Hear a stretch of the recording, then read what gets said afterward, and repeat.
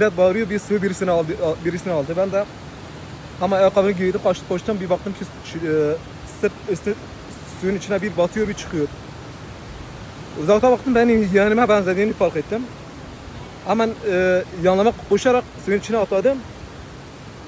Biz suya bir girip bir çıkıyordu. Yani suya girmez mesafesiyle çıkma mesafesi bir 10 metre rahat vuruyor. Öyle yani yakalamak ya çalışıyordum ama fırsat bulamıyorum.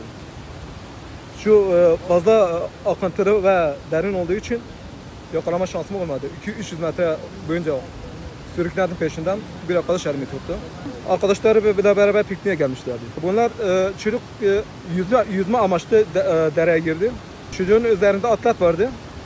Yarı çıplak.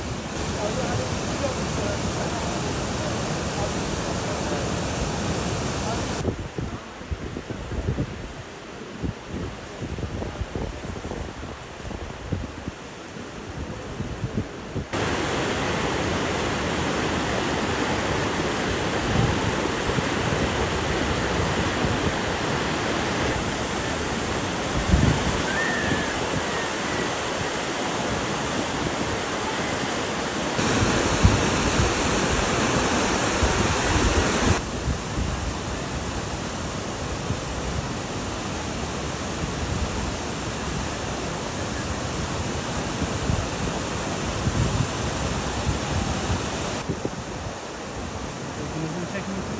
Biz başka alalım.